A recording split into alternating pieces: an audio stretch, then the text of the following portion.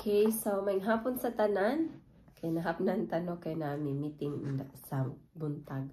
Okay, so atong ipadayon karon ang ato ang pagbasa sa libro sa Genesis. So karon na nato sa chapter 39. Onya, hopefully mahuman nato ang chapter 39 og 40, no? So before ta magsugod, mag-ampot ta. Ginoong Dios nga labing gamhanan, Lord, hari ka sa tanan. Salamat Ginoo nining kahigayunan nga imong gihatag kanamo, Lord. Tabangi kami Ginoo nga samtang kami sugod sa pag basa sa imong mga pulong. I pray Ginoo nga imong balang espiritu mamuhat usab sa among matag usa ka kasing-kasing, oh God. Lord, salamat nga imuha kaming dalaon diha sa imong kiliran Ginoo. Imo kaming birahon, Lord, nga mahimo kaming duol diha sa imong presensya, oh God. Lord, salamat kayo. Ikaw mong ginaimbita karong takna Ginoo. And I pray, Lord, nga bisan kinsang magtanaw ani nga video Ginoo. Ikaw ano nagay pagabuhaton sa ilang kinabuhi, Lord, nga sila usab, oh God, maduol diha kanimo Ginoo. Salamat kaayo, Lord, dalaygon ikaw sa walay katapusan. At salamat Ginoo nga imong balang espiritu maghatag ka namo kaalam nga langit nun Ginoo, nga imong pulong, Lord, among masabtan ug among gining maikinabuhi usab. Dalaygon ikaw, O Dios, sa walay katapusan. Pinag-isa ngalan ni Jesus kini akong ginaampo. Amen. Amen. Okay, so atong sugdan no kay para dili na kay madugay. Okay, so chapter 39 verse 1. Okay, mao kini ang kaagi ni Jose ug ang asawa ni Potiphar. Kung siguro naka-remember na mo ano, siguro kapila na ninyo na nadunggan. Pero atong balikan kay sa matag time nga atong balikan, lahi-lahi ang insight nga ihatag ni Lord. Lahi-lahi nga lesson ang iyang ihatag sa tuwa nga sa the same or sa mao gihapon nga istorya. Okay, atong sugdan, no? Okay, so Genesis chapter 39 verse 1 ingon, gidala si Jose sa mga Ismaelita ngadto sa Ehipto o gipalit siya ni Potiphar. Usa ka opisyal sa paraon o kapitan sa mga gwardya sa palasyo. Apan ang Ginoo nag-uban kang Jose o nagmauswagon siya. Amen. Okay, verse 2 na to siya, no? Dito siya magpuyo sa balay sa iyang agalon nga Ehiptohanon. Verse 3, nakita ni Potiphar. Sorry, kayo sa nakita ni Potiphar nga nag-uban kang Jose ang Ginoo og tungod niini nagmalampuson gayud si Jose sa tanan niyang gibuhat. Okay, verse 4.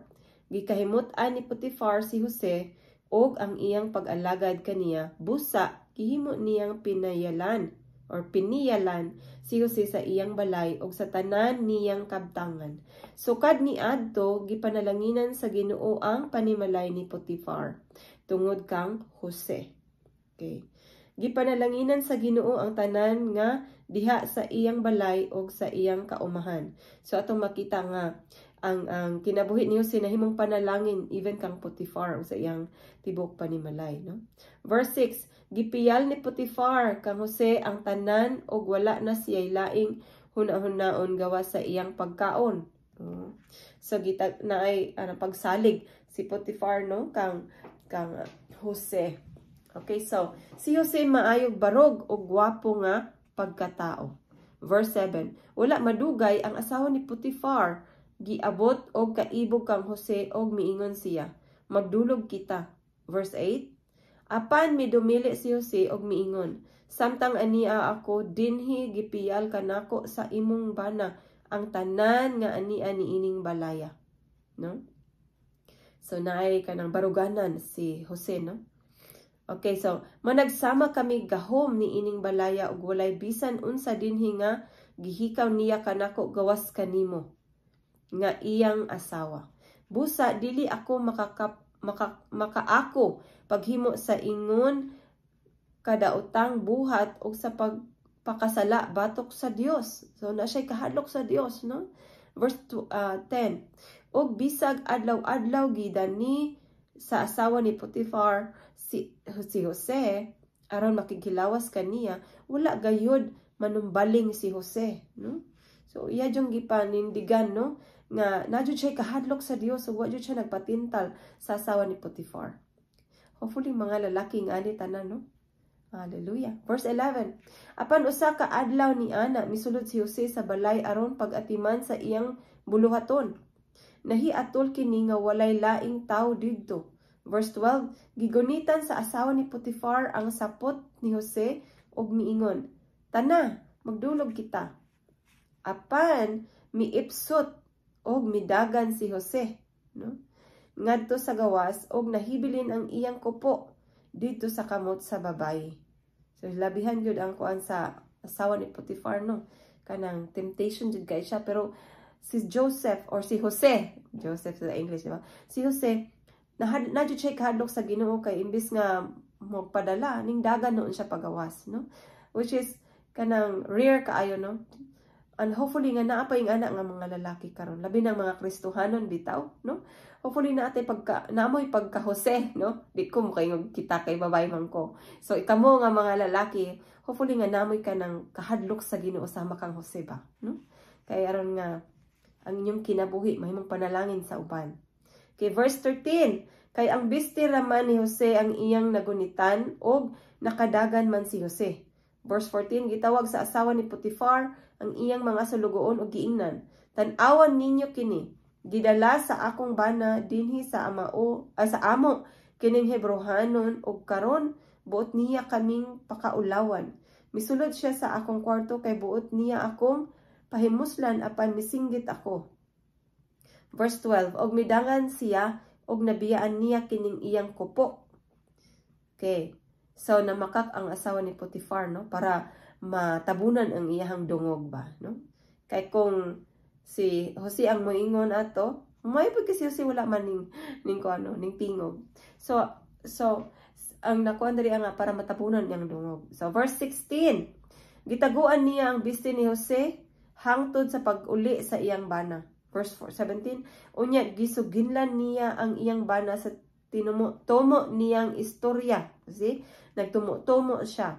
Kay kanang Hebrohanon nga imong gidalangan hi sa ato, misulod sa akong kwarto kay buot niya akong pahimuslan. Apan misinggit ako busa midagan siya og nabiyaan niya kining iyang kupo. So iya yung gitumo-tumuan si Jose para matabunan ng iyang dungog, no? Okay. Sa verse 19, misinta sa kasuko ang agano ni Jose sa pagkabati niya niini.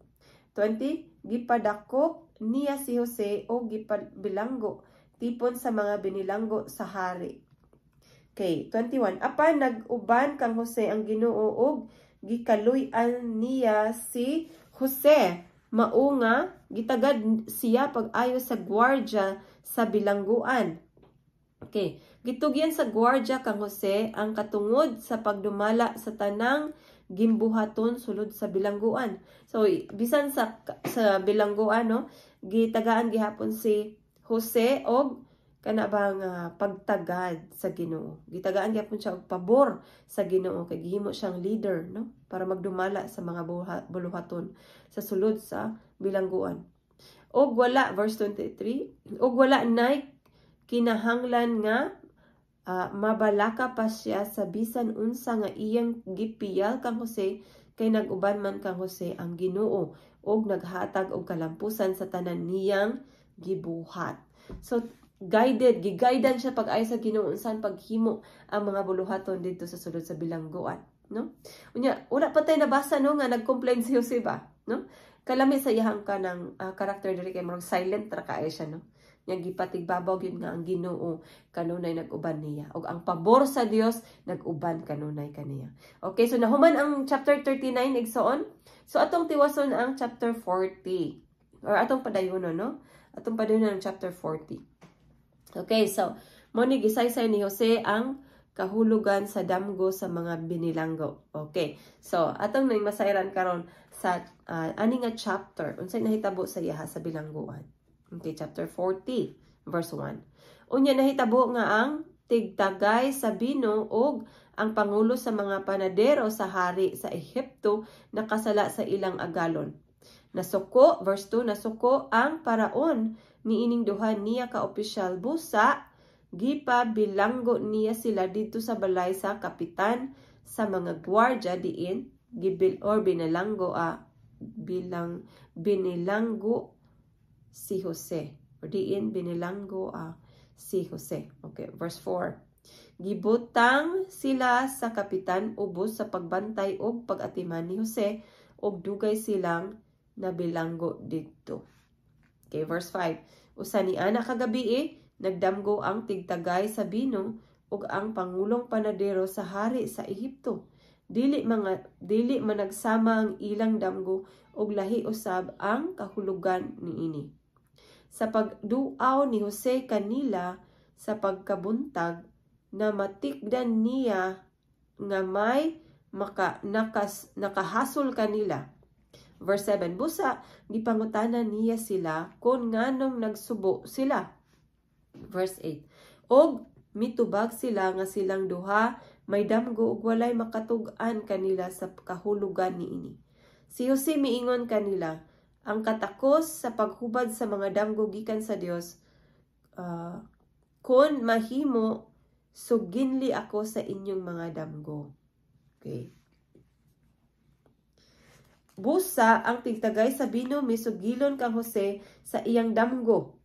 Mingon siya, sa akong damgo nakita ko akong atubangan nakita ko sa akong atubangan ang usa ka tanom nga paras ug may tulo kini kasanga. Sa panahon gayud niini namunga dayon kini og nahinog ang mga bunga. Nagkupot ako sa kupa sa paraon, busa mipo ako sa mga bunga og gipuga ko kini sa kupa og gihatag ko kang paraon ang kupa. Si Jose miingon, mao kini ang kahulugan sa imong damgo. Ang tulo ka sanga nagkahulugan og tulo ka adlaw. Sulod sa tulo ka adlaw, ipatawag ka ni Paraon og pasayloon kaniya. Unya ibalik kaniya sa imong buluhaton. Kaniadto. Kay 14. Apan hinumdumi unya ako kun maayo na ang imong pagkabutang og palihog sultihi si Paraon bahin kanako aron pabuhian niya ako. 15. Gidagit ako gikan sa yuta sa mga Hebreo ug karon ani gibilanggo ako bisan wala ako'y nabuhat nga angay kapasikaran sa ilang pagbilanggo kanako. 16. Sa pagkabati sa pangulo sa mga panadero nga maayo ang kahulugan sa damgo, miingon siya kang Jose, may damgo usab ako. Naglukdo ako tulo ka basket nga sudlanan og pan.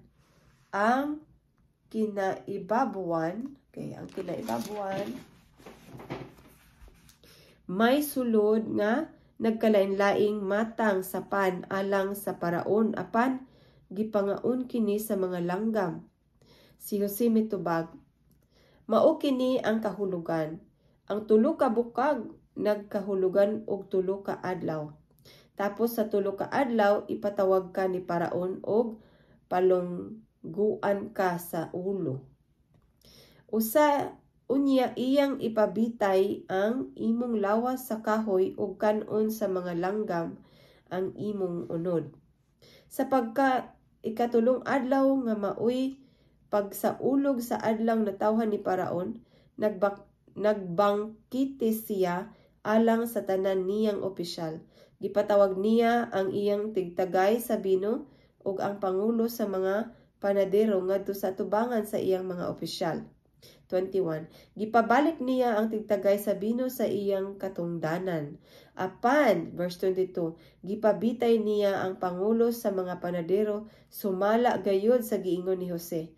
Apan ang tigtagay sa bino, nalimot kang Jose. Okay, so, lami kayo ang kaagi ni Jose sa, even though na siya sa bilangguan, apan wala siya gipasagdan sa Ginoo, no?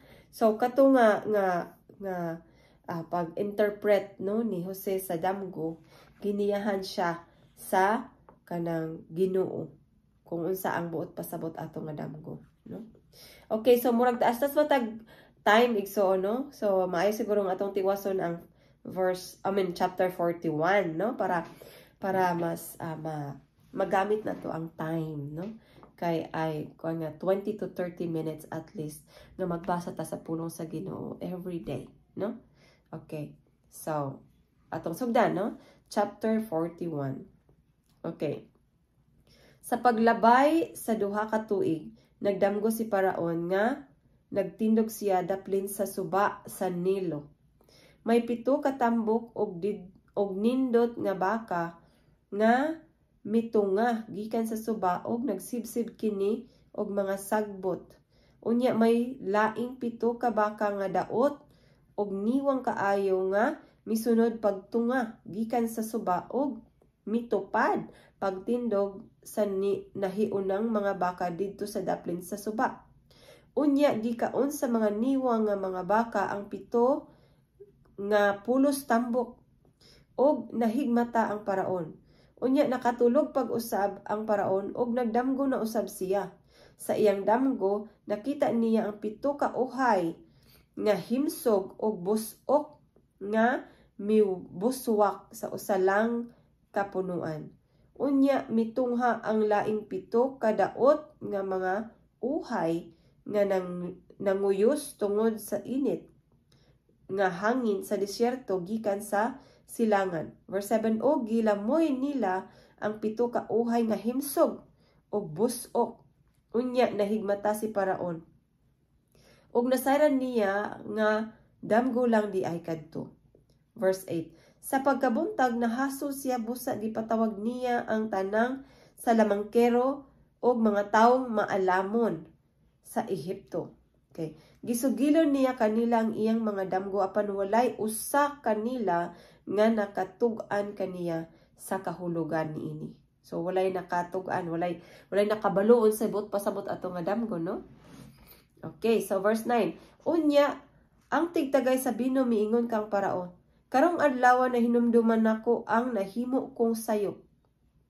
Sa dihang nasuko ka sa imong mga sulugoon, ipabilanggo mo ako og ang pangulo sa mga panadero dito sa balay sa kapitan sa mga gwardya. Usa ni ana kagabi ang usag-usa ka namo nagdamgo og lain-lain ang kahulugan sa among damgo. Lain-lain ang kahulugan sa among mga damgo.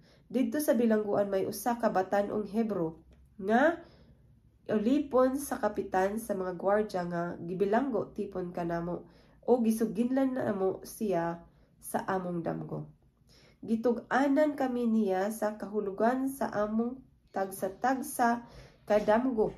Verse 13, og ang tanan natuman gayud sumala sa iyang giingon. Nahibalik ako sa akong katungdanan og gibitay ang panadiro. Okay, verse 14. Busa gipatawag ni Paraon si Jose o gikuha dayon siya gikan sa bilangguan. Human siya makapamarbas o makailis sa iyang biste, mi atubang siya kang Paraon. Si Paraon miingon kang Jose, may damgo ako og walay makasaysay sa kahulugan niini. May nagsugilon kanako nga makahubad kag damgo. Si Jose mitubag, dili ako. Ang Dios maoy muhatag kang Paraon sa tukma gayud nga tubag. You see? Ang Dios maoy muhatag, ingon si Jose. Okay. Kang Paraon sa tukma gayud nga tubag. Okay, 17. Si Paraon miingon, nagdamgo ako nga nagtindog ako sa daplin sa suba sa Nilo. Unya may 7 ka tambok og nindot nga baka nga mitunga gikan sa suba og nanibsib sa mga sagbot sa daplin sa suba. Unya mitunga usab gikan sa suba ang laing 7 ka baka nga daot og niwang kaayo. Sila ang labing niwang sa tanang baka nga akong nakita sa tibuok Ehipto. Gipangaon sa niwang nga mga baka ang mga tambok nga baka og bisag nahurot na nilagkaon ang 7 ka tambok nga baka, walay makaila nga sila may nakaon kay daot man gihapon silag mga itsura. Unya nahigmata ako og nagdamgo na usab ako. Nakita ko ang usa ka punuan nga may 7 ka uhay nga busok og himsog og mga lugas. 23. Unya may misunod pagtungha nga laing 7 ka uhay nga kuyos tungod sa init nga hangin sa disyerto gikan sa silangan. Gilamoy sa kuyos ang mga uhay, ang maayong mga uhay. Gisuginlan ko niini ang mga salamangkero apan walay usa kanila nga nakasaysay sa kahulugan niini. 25. Si Jose miingon kang paraon, ang duha mo kadamgo usaray kahulugan. Gipadayag sa Dios kanimo ang iyang buluhaton or ang buhaton. Okay, so gipadayag sa Dios kanimo ang iyang buhaton. Okay, ang 7 ka tambok nga baka ug 7 ka bus-ok nga mga uhay nagkahulugan og 7 ka tuig. Ang 7 ka niwa nga baka ug ang 7 ka uhay nga uhos tungod sa init nga hangin sa disyerto mao ang 7 ka tuig nga gutom. Mahitabo gayud kini sumala sa giingon ko kanimo. Gipadayag sa Dios kanimo ang iyang buhaton. Mahitabo ang 7 ka tuig nga hilabihan kaabunda ang abot sa mga kaumahan sa tibuok Ehipto. Unya mubanos ang 7 usab ka tuig nga gutom ug tungod niini hikalimtan ang mga tuig nga abunda kaayo ang mga pagkaon sa tibuok Ehipto. Maalaot ang tibuok nasod tungod sa maong gutom. Wala nay mahinumduman sa mga or sa panahon sa kadagaya tungod sa hilabihan ka makalilisang nga gutom. Okay, so naalang ko'y nahinumduman. Di ba katong before ang COVID na hitabo ba? Di ba especially sa Mindanao, especially sa Mindanao. Di ba nauso man tong kapa, di ba? Ang murag ang tanang tao nahimong kanang kwartahan, abundansya kaayo ang katong nga time ba no? Murag daghan kay nanggawas nga kwarta sa mga tao kay every month na madawat sila na makuha no nga mga pila ka pilo-pilo daw ang makuha no. Pero after that, di ba, diha pud ning kuan ang COVID, no? So murag makakuan ta ba no nga ang nahitabo diri sa panahon ni Jose, murag pare-pareho ba, no? Abundansya usa and then ning abot ang kagutom. Di ba katong COVID kay lockdown, so ang mga tao dili maka-adtos tindahan, dili makapalit og mga pagkaon kay bawal magsuroy-suroy, bawal daghang bawal, no? Nya daghan ang nangamatay, no? So mo lang to akong na-remember bang murag makarelate ta gamay ani nga istorya ni Jose nga 7 ka tuig nay abundansya unya paghuman 7 ka tuig nga kagutom sa ilahang nasod. Okay, so sa verse 32, gipadamgo ka sa makaduha paraon aron masayran mo nga ang Dios maoy nagbuot niini og nga himuon gayud niya kini sa dili madugay.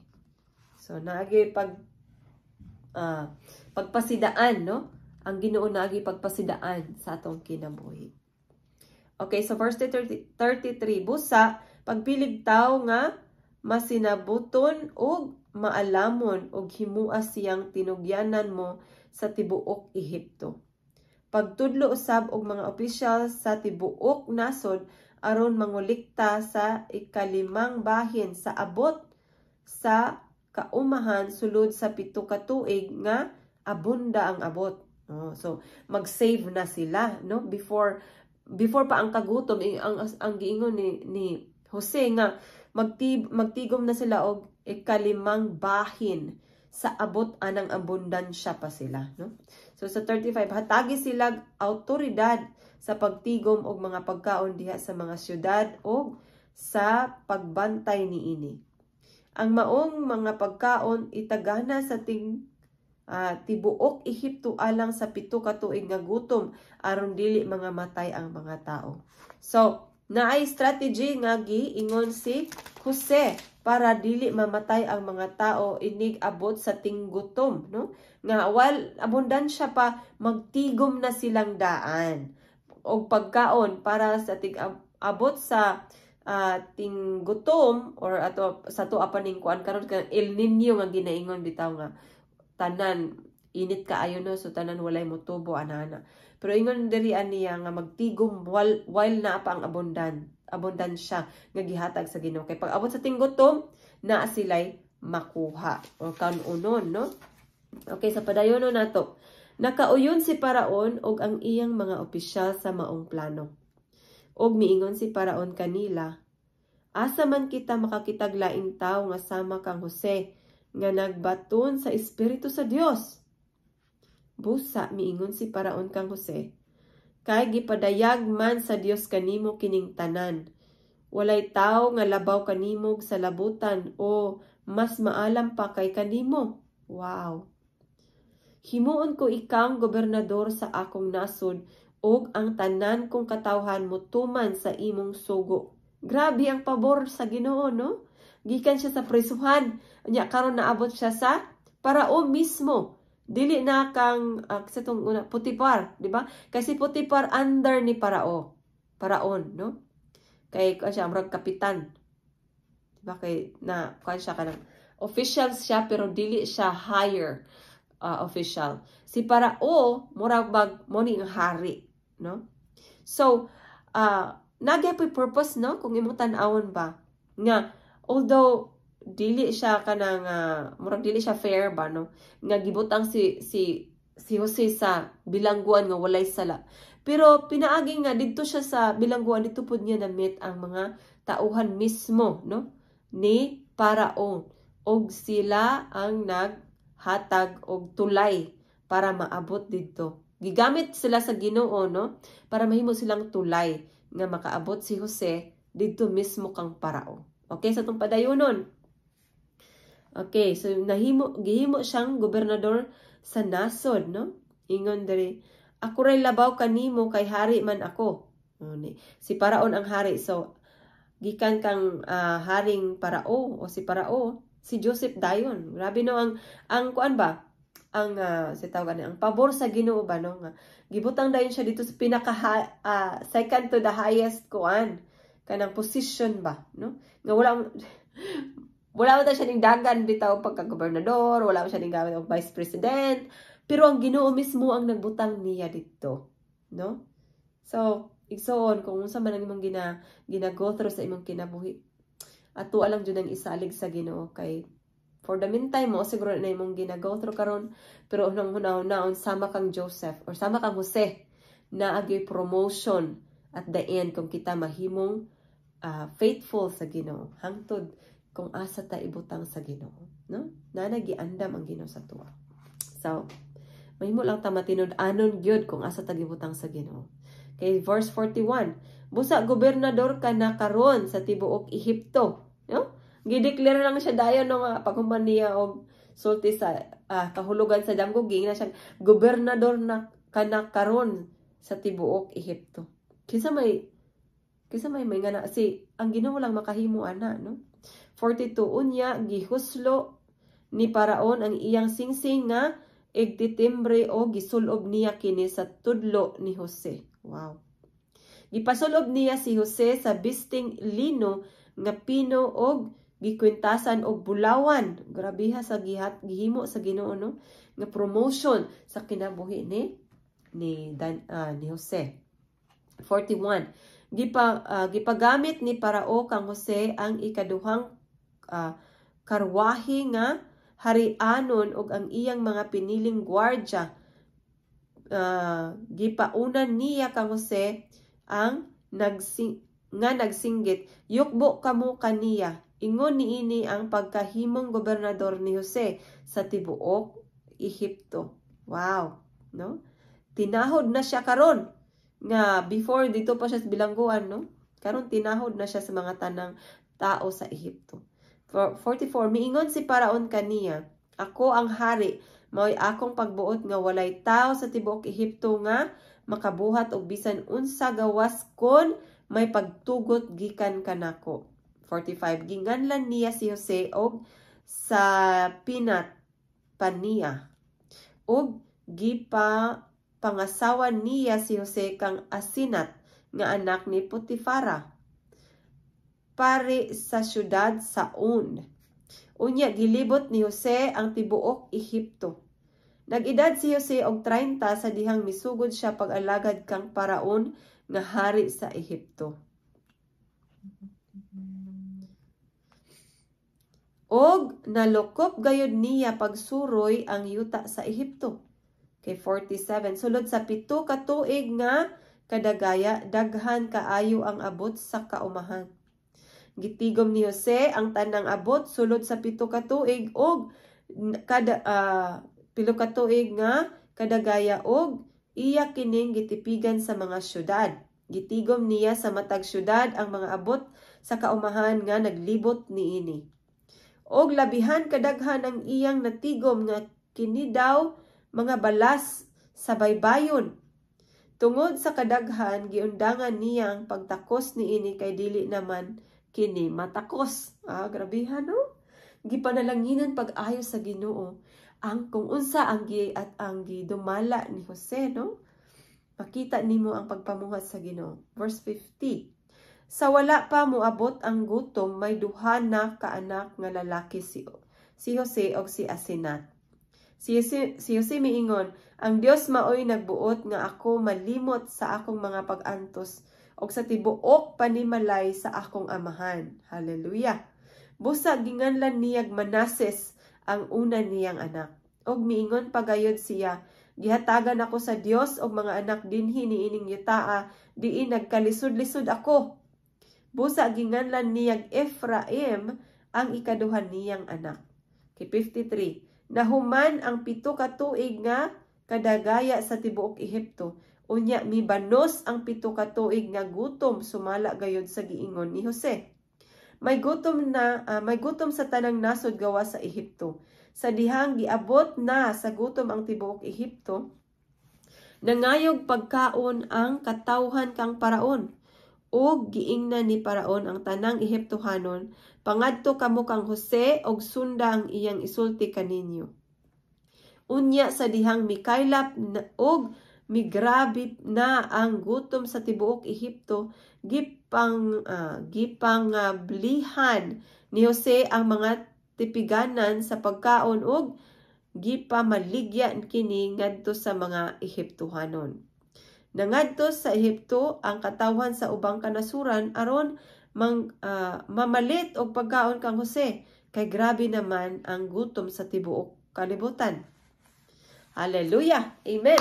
So exciting kaayo igsuon ang ika-42 nga chapter, pero karon dili lang mangut sa takutob para kanang sa tawag ana naatay kanang apason sa sunod nga chapter. So igsuon, salamat kaayo sa imuhang pakig-auban sa ato ang pagbasa karon sa libro sa Genesis chapter 39, 40 ug 41. So tulo ka chapter atong nahuman karon igsuon, salamat kaayo sa imuhang pagkigkuyog, pakig-uban, pakigduyog kanako, og salamat sa Dios nga tagaan gyud ta sa Ginoo kaalam. Lami ang istorya or kaagi ni Jose daring dapita igsuon nga atong kapanamalandungan o kakuhaan og lesson sa atong kinabuhi. So igsuon, salamat kaayo, dalaygon ng Dios ang Ginoo magapanalangin kanimo.